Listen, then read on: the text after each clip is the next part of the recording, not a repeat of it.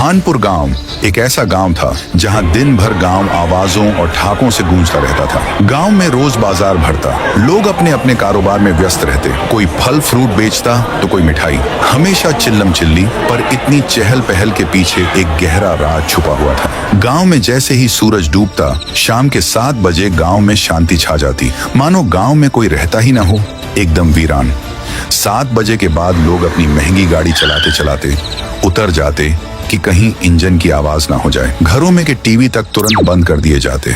इतना ही नहीं, अगर 7 बजे के बाद कोई बच्चा गलती से रो भी पड़ता तो माएं डर के मारे उसका मुंह बंद कर दिया करती, जिससे रोने की आवाज ना आए। एक शाम 7 बजे के बाद एक आदमी किसी जरूरी काम से दबे पांव बिना कोई आवाज करे जा रहा था। गली में तभी उसके सामने से एक चूहा गुजरा। चूहे को देख आदमी के मुंह से एक जोर की चीख निकल गई। बस पलक झपकते ही उस आदमी के वहीं जगह पर चिथड़े उड़ गए। सबके साथ ऐसा ही होता। जिसने भी भले ही गलती से जरा सी भी आवाज की तो उसका यही हालत होता। लोग 7 बजे के बाद डर के साए में जीते थे। अगले दिन राइस्टार नाम का लड़का अपनी बाइक से भानपुर गांव के रास्ते से होते हुए दूसरे गांव के लिए जा रहा था, पर बदकिस्मती से अचानक 2 ट्रक बाइक के सामने आ जाते हैं। पर वक्त रहते ही राइस्टार बाईं ओर मुड़ा। हिलते डुलते राइस्टार गलती से भानपुर गांव के अंदर आता है। अनजान राइस्टार आगे बढ़ रहा था कि तभी शाम हो जाती है। चारों तरफ से सिर्फ एक ही आवाज गूंज रही थी, कृपया सारे लोग कदम भी फूंक फूंक कर रखिए, जरा सी भी आवाज आपकी मौत की कारण बन सकती है। 7 बजने में कुछ ही मिनट बाकी है। तभी राइस्टार देखता है कि बाजू से एक आदमी राइस्टार के सामने सफेद कार खड़ी करके उसमें से उतरता है और कार को धक्के मारते हुए कार को आगे बढ़ा रहा। उस आदमी ने जैसे ही कार पार्क की, राइस्टार हैरानी से बाइक से उतर के उस आदमी के पास चला जाता है और उसे कहने लगता है, अरे भाई, मुझे एक बात बताओ कि तुम गाड़ी चलाते चलाते अचानक धक्के मारने क्यों लगे थे? क्या तुम्हारी गाड़ी खराब हो गई है? और ये जो सब लोग दबे पांव चल रहे हैं, ये अजीब सी खामोशी और फुसफुसाहट क्या है? वो आदमी पसीने में भीगा हुआ था। उसने घबरा कर कहा, तुम्हें अगर अपनी जान प्यारी है और मरना नहीं है तो अपना मुंह बंद रखो। 7 बजने को केवल 2 मिनट ही रह गए हैं बस। तुम दूसरे गाँव के लगते हो, इसलिए अनजान हो। चलो मेरे घर में जल्दी से, पर याद रखना अंदर जाकर जरा सी भी आवाज मत करना, वरना हमारी खैर नहीं। राइस्टार को कुछ समझ नहीं आया, पर उस आदमी की आंखों में खौफ देखकर वो चुपचाप उसके पीछे पीछे उसके घर के अंदर चला गया। अंदर राइस्टार ने पूछा, अरे अब बता भी दो कि तुम लोग इतना डरे हुए क्यों हो?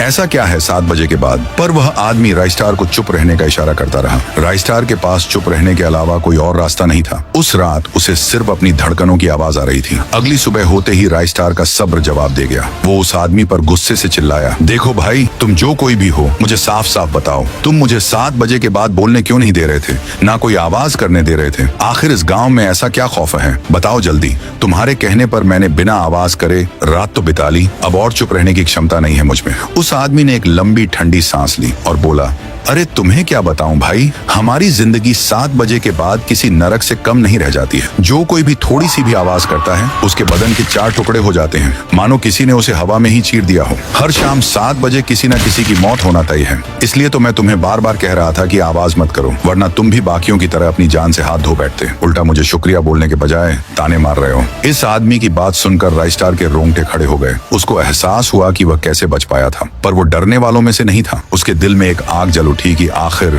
इस दहशत के पीछे राज क्या है। उसने फैसला किया कि वो इस डर का सामना करेगा। राइस्टार गांव के बाहर आकर 2 सबसे ताकतवर और बड़े बड़े स्पीकर लगाने लगा। राइस्टार ने वो स्पीकर्स सारे गांव के हर घर की छत पर, हर ऊंचे पेड़ पर और टावर पर लगा दिए और उन सबको एक साथ जोड़ दिया। शाम हुई, 7 बज गए। गांव में मौत का सन्नाटा छा गया, पर राइस्टार ने लगाए हुए स्पीकर भी अपना कारनामा शुरू कर देते हैं। कान फाड़ देने वाली भयानक आवाजों से पूरा भानपुर गांव गूंज उठा। तभी अचानक आसमान में काली बिजली के साथ थूंग थूंग बहुत तेज गुस्से में गांव के बीचों बीच उतर आया। उसकी आंखें आवाज को सुन उसके कानों में से खून निकल रहा था। थूंग थूंग चिल्लाया, नहीं छोड़ूंगा, नहीं छोड़ूंगा किसी को। किसको मारूं, कैसे मारूं?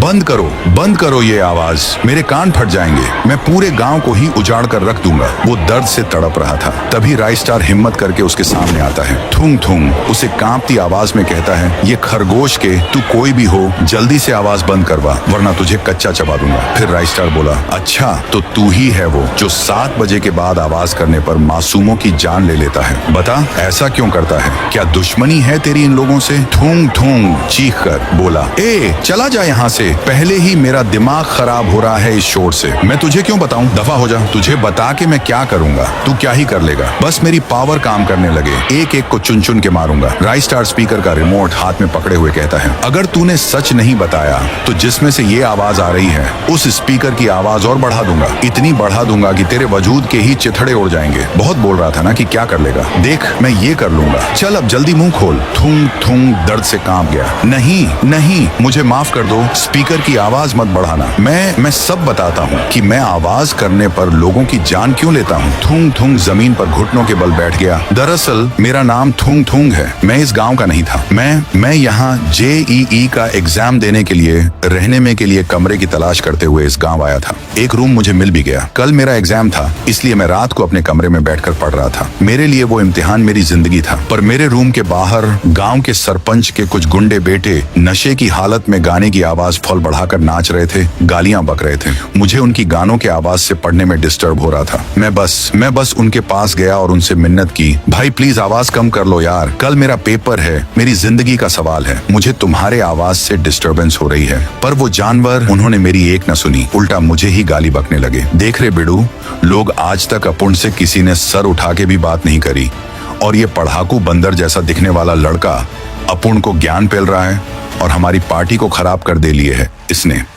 बेटा कल मिल तू, तुझे बताता हूँ अपुन की हट के लिए। अब उसने जैसा कहा था वैसा ही हुआ। उन्होंने मुझे घर से पकड़कर गांव के बीच में लेकर आए। वहां लोगों की सभा बिठाई गई। फिर सरपंच के बेटे ने मुझ पर झूठा इल्जाम डाला। अरे गांव वालों, ये पढ़ाकू बंदर जैसा दिखने वाला लड़का कोई स्टूडेंट नहीं है, बल्कि चोर है। साला कल रात 1 बजे मैंने इसे एक घर पे चोरी करते वक्त रंगे हाथ पकड़ लिया हूँ। मैं तो कहता हूँ इसे चोरी करने में, जुर्म में दर्दनाक मौत दे। गांव वाले भी उसके बहकावे में आ गए और उन्होंने सरपंच के बेटे का साथ दिया। उसके बाद मेरा सर ही काट डाला। मैं दर्द से चिल्लाता रहा। उसके बाद वह तीनों ही जीप में बैठकर दूसरे गांव में रहने के लिए चले गए। मुझे इंसाफ नहीं मिला, मुझे उनको जान से मारना है। मेरी तरह उन्हें भी दर्द देना चाहता हूँ। मेरी पढ़ाई, मेरे सपने, मेरी आवाज, सब कुछ उस रात के शोर में दफन हो गया। बस तभी मैंने कसम खाई कि अगर मेरी मदद की आवाज किसी ने नहीं सुनी तो आज के बाद इस गांव में 7 बजे के बाद कोई और आवाज कभी नहीं गूंजेगी। जो आवाज करेगा वो मेरे अंजाम को पहुंचेगा। राइस्टार की आंखें भी नम हो गईं। ये तो सरासर जुल्म था। उसने स्पीकर की आवाज धीमी की। थूंग थूंग, तुम्हें इंसाफ नहीं मिला, पर तुम्हारा बदला भी अधूरा है। तुम्हारे असली गुनहगार वो गुंडे और वो सरपंच का बेटा, इन्हें तुम्हारे पास जरूर लाऊंगा। अगले गांव की सुबह राइस्टार ने वह 3 गुंडों को पकड़कर गांव वालों के सामने ले आया। उन्हें भी उसी सूखे पेड़ पर उल्टा टांगा और लोगों के सामने राइस्टार ने उन तीनों का भी सर एक ही बार में धड़ से अलग कर दिया। थूंग थूंग को इंसाफ मिल चुका था। उसके बाद भानपुर में 7 बजे के बाद कभी वो खौफनाक सन्नाटा नहीं हुआ। गांव वाले एक साथ झूम उठे। तो गाइस, आपको ये वीडियो कैसा लगा जरूर कमेंट में बताना, और इस वीडियो को लाइक ठोक के सब्सक्राइब बटन तोड़ दो ताकि आप सबसे पहले हमारी ऐसी कहानी देख सको।